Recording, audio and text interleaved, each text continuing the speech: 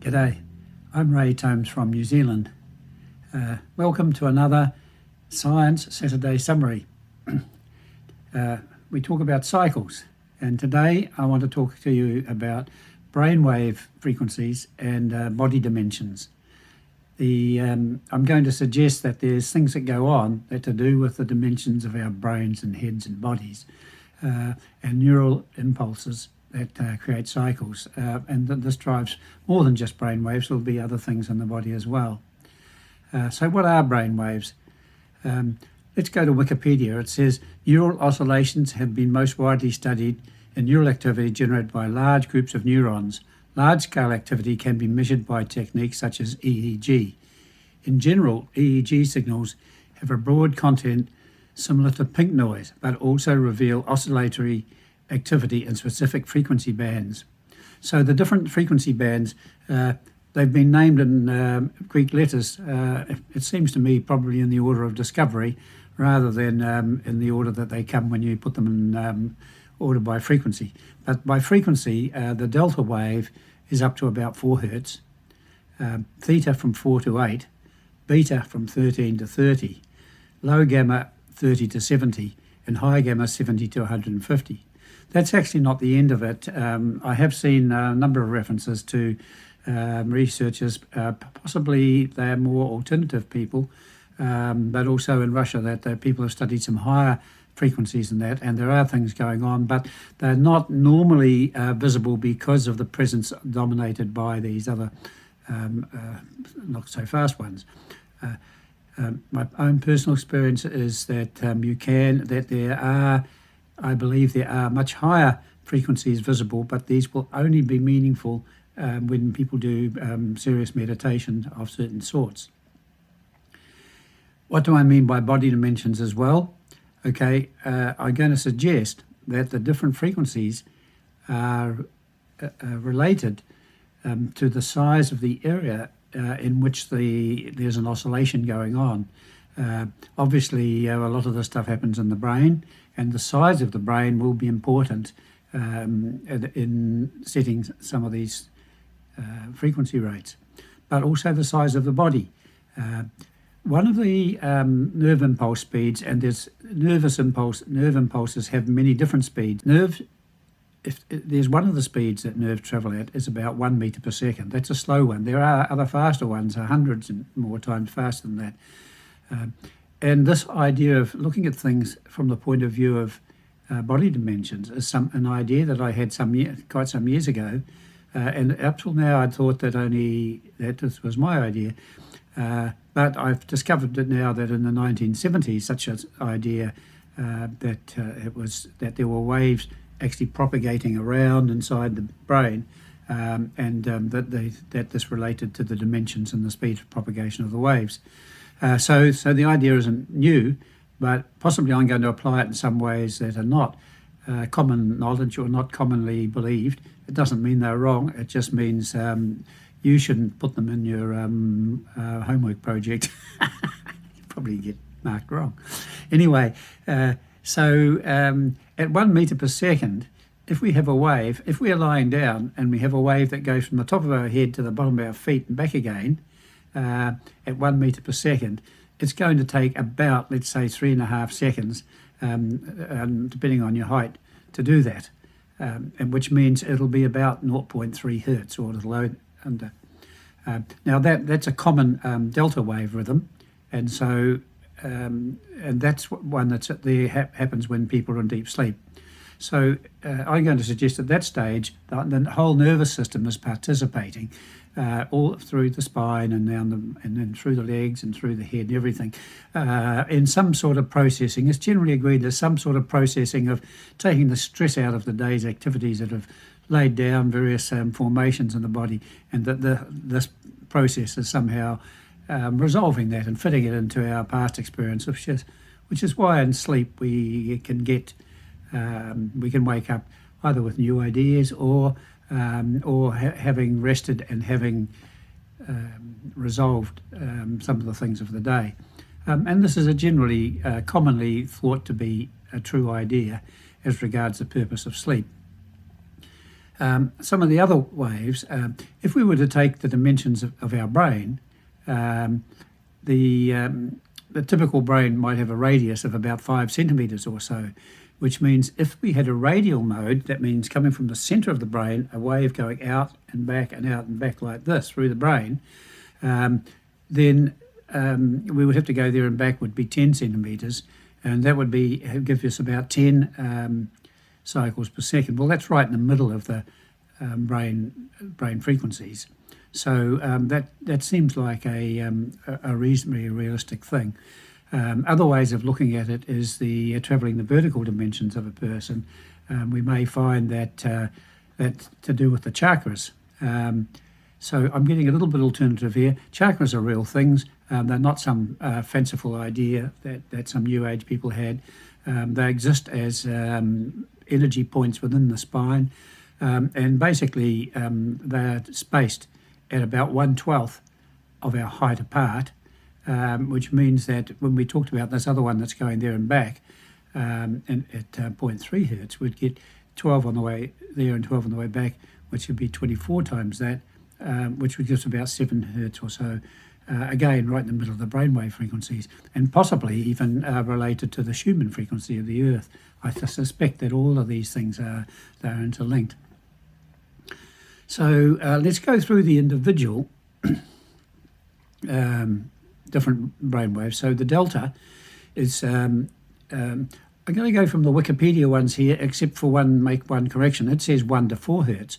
Many other sites say less than 1 hertz, say 0.5 hertz or 0.3 hertz. So I'm going to say the delta goes pretty much 0 up to 4 hertz. Then theta from 4 to 8 hertz. Beta from 13 to 30 hertz, low gamma from 30 to 70 hertz, and high gamma from 70 to 150 hertz. These are the values given in Wikipedia. Different sites give different values. It's not, there's a little bit of slop and all of that. But the graph from Wikipedia that I put up here shows the different brainwave types, and this represents about, it doesn't say, but I think that's about 10 seconds worth of each one. So you can see how many oscillations are happening in 10 seconds. Generally speaking, the slower waves are happening when people are in sleep or meditative states, peaceful states where everything is slowed down. And the higher ones are happening, the middle ones when people are doing normal sort of daily activities, and the higher ones when people are getting into highly cerebral stuff where they're thinking and concentrating on complicated stuff. However, I'm going to suggest that that there's another aspect to that when people meditate over long periods of time, it can remove a lot of these slower ones from the normal activity when we're just resting. And that very high frequencies would be visible and have some meaning there. But they won't normally happen. You'll have to do special things to get these ones to appear. So I mentioned body dimensions as well as brainwave activity in my title. So what do I mean by that? So for a start, I mentioned so that the height of the body, that seems to correspond to a delta rhythm. It also corresponds about to our breathing rate. We breathe about once each time a wave at 1 metre per second can go from our head to our feet and back again.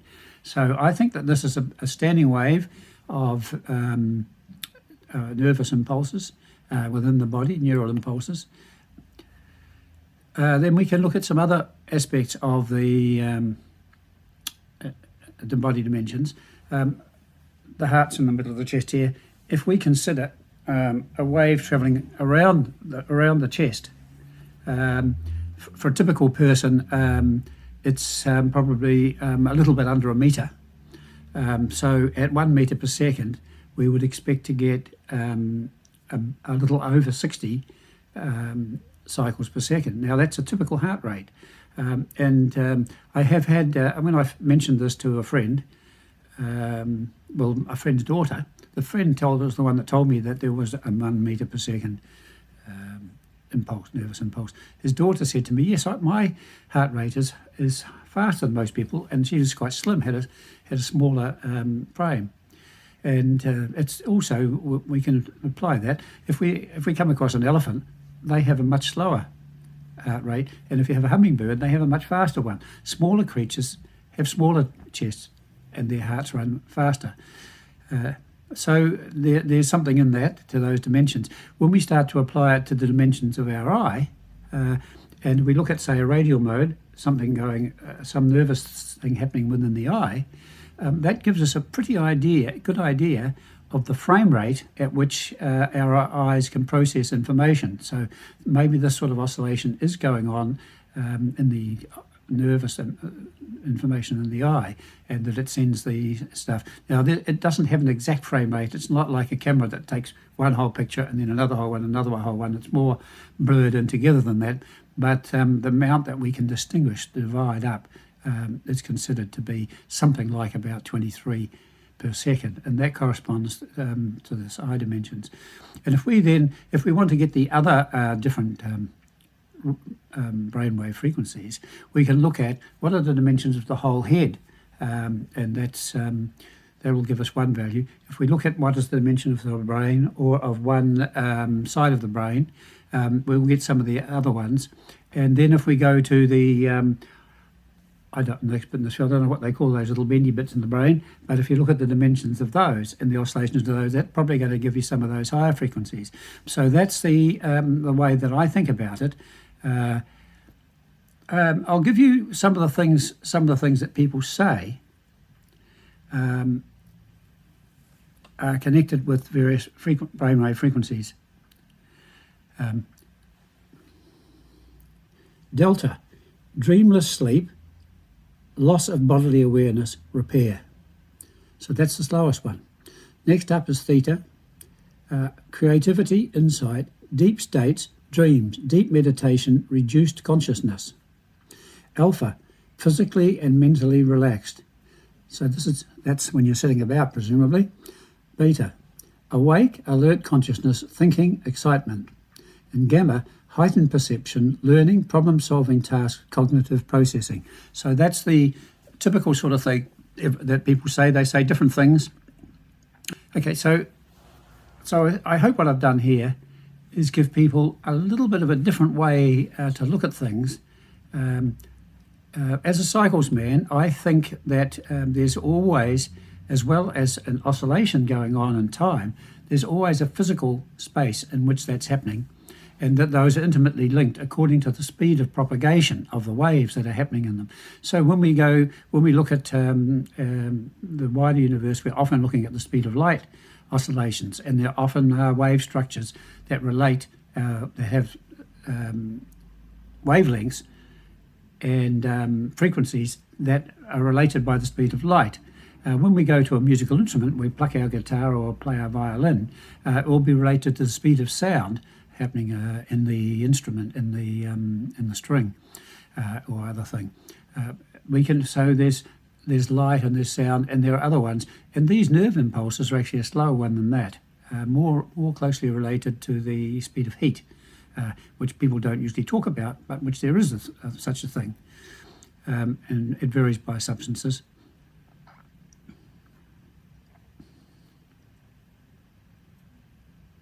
So this whole idea of looking at things in this way is that there is both a temporal component and spatial component in any oscillation.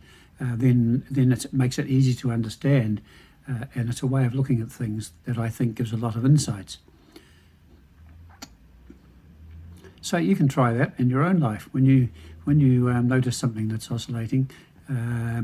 So, for example, day and night, we've got a temporal thing there. Each goes dark, it gets light, it gets dark, it gets light. What's the spatial one? It's rotating around on its axis, and those two are intimately linked by the speed that's happening. At a very simple example, but there's lots of other ones as well. Waves breaking on the shore, we can time them. We can also look at how far apart they are and what speed they're moving at, and there's many other examples. So I hope you've enjoyed this little tour of the body and the mind, the mental processes today, and we'll look forward to seeing you next time maybe.